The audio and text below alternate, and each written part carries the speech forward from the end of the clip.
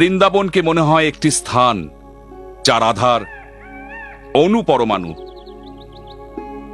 কিন্তু আসলে তা পরমারাধ্য জগদীশ্বরের অক্ষয় অবিনশ্বর নিবাসভূমি। তাই এই স্থান হল চিন্তামণি পরশপাথর। এখানকার জল যেন সাক্ষাৎ অমৃত ধারা, আর এখানকার প্রতিটি বৃক্ষ যেন কল্পতরু।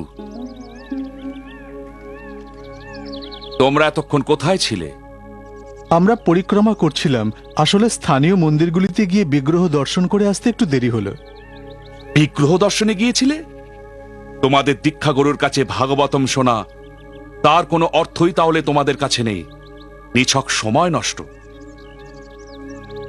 ওসবে শুধু আমাদের চোখের দর্শনেচ্ছা মেটে, কিন্তু তাতে তোমরা কোনোদিনই পরমেশ্বরের সেই শাশ্বত সচ্চিদানন্দ স্বরূপ দেখতে পাবে না। এক্ষেত্রে শুধু শ্রবণেই তাঁর দর্শন লাভ হয়। আর তাই এই পদ্ধতিকে বলা হয় শ্রোতা ভক্ত। শ্রবণ মাত্রেই হৃদয় পরিশুদ্ধ হয়, আর আধ্যাত্মিক চেতনাবোধ জেগে ওঠে। আধ্যাত্মিক অনুভূতির উন্মেষ ঘটে, আর একমাত্র তখনই প্রভুর চিন্ময় রূপ প্রতীত হয়।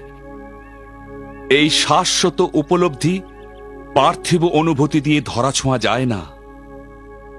তাই আমার স্বনির্বন্ধ অনুরোধ, মন দিয়ে শ্রবণ করো। শ্রবণেন্দ্রিয়েই তুমি স্পষ্ট দেখতে পাবে। 10 বছর আগে যেদিন আপনাকে প্রথম দেখি, সেদিনই আমার চোখ খোলে, আর আধ্যাত্মিক চেতনায় আমার মন ভরে যায়। সেদিন থেকেই আপনি আমার আধ্যাত্মিক গুরু। আপনি আমায় বলেন, শ্রীচৈতন্যদেবের বাণী সারা পৃথিবীতে প্রচার করো। কিন্তু তারপর 10 বছর কেটে গেছে, অথচ আমি কিছুই করতে পারিনি। এ আমারই অক্ষমতা। বলে দিন আমি কি করব, কিভাবে সেবা করব? কেন উদ্বিগ্ন হচ্ছ? সঠিক সময় এলেই শ্রীকৃষ্ণের আশীর্বাদে তুমি তার সার্থক সেবা করতে পারবে। এ শুধু আপনারই কৃপা শ্রীলা প্রভুপাদ।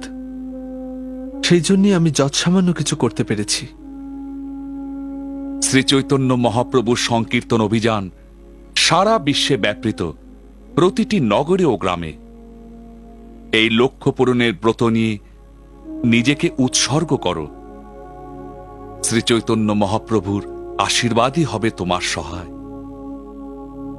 শ্রীলা প্রভুপাদ, পার্থিব জগতের এই মায়ার বন্ধন থেকে আমাকে মুক্ত করুন। আমাকে আপনার শিষ্য করে নিন। হ্যাঁ, তোমাকে দীক্ষিত করব বলে আমি মনস্থ করেছি। আগামী পূর্ণিমায় এলাহাবাদে। এখন বিশ্রাম করো, তুমি ক্লান্ত।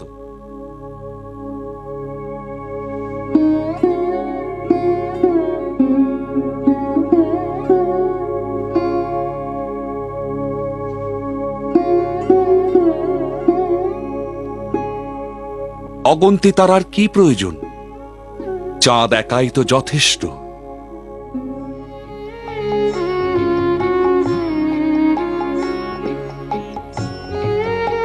তুমি নিজে উদ্যোগী হয়ে শ্রীচৈতন্য মহাপ্রভুর বাণী প্রচার করো না কেন? আমার জীবনের লক্ষ্য আমি পেয়ে গেছি। আজ থেকে শ্রীলা ভক্তি সিদ্ধান্ত সরস্বতী ঠাকুরই আমার আধ্যাত্মিক গুরুদেব। কেন উদ্বিগ্ন হচ্ছ? সঠিক সময় এলেই শ্রীকৃষ্ণের আশীর্বাদে তুমি সার্থক রূপে তার সেবা করতে পারবে। শুধু মানুষই নয়, সকল জীবাত্মা শ্রীকৃষ্ণের সেবাদাস মাত্র। মন দিয়ে শ্রবণ করো। শ্রবণেন্দ্রিয়েই তুমি স্পষ্ট দেখতে পাবে। কৃষ্ণ ভক্তির প্রচার কার্য এত গুরুত্বপূর্ণ যে তা কারোর প্রতীক্ষা করে না। যাও, সারা বিশ্বে গিয়ে প্রচার করো। এটাই আমাদের পরম কর্তব্য।